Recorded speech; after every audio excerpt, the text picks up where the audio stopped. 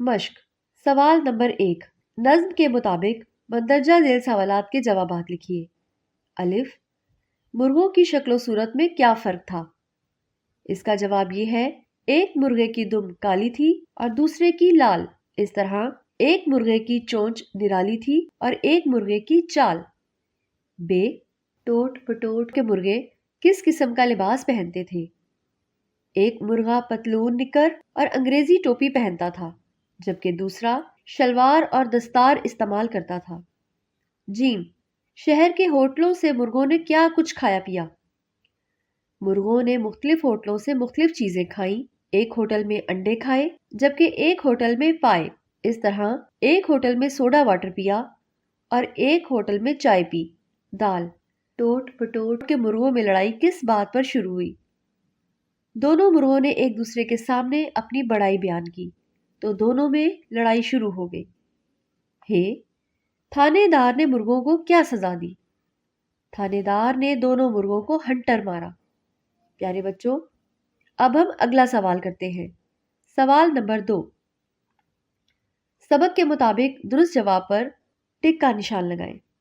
الف ٹوٹ پٹوٹ کے پاس مرغے تھے 2 3 4 5۔ اس کا درست جواب ہے 2۔ ب ٹوٹ پٹوٹ کے مرغے شہر میں سب سے پہلے گئے سبزی منڈی، لنڈا بازار، ہوٹل، تھانے۔ اس کا درست جواب ہے سبزی منڈی۔ جیم مرغوں کے نام تھے گیٹو اور گٹار، لگڑ اور بگھا، شیر اور بٹیر، تیتر اور بٹیر۔ اس کا درست جواب ہے گیٹو گٹار۔ دال مرغوں نے لڑائی کے لیے ہتھیار اٹھائے سیخ اور بندوق، بندوق اور ڈانگ، سیخ اور ڈانگ، بندوق اور پستول۔ اس کا درست جواب ہے سیخ اور ڈانگ۔ آخر میں مرغوں کو گلے لگایا تھانے دار نے، دکاندار نے، ہوٹل والے نے، ٹوٹ بٹوٹ نے۔ اس کا درست جواب ہے ٹوٹ بٹوٹ نے۔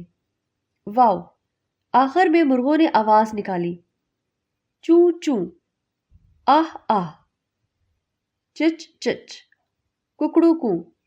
اس کا درست جواب ہے ککڑو کوں۔ پیارے بچوں اب آ رہا ہے ہمارے سبق کا اگلا حصہ۔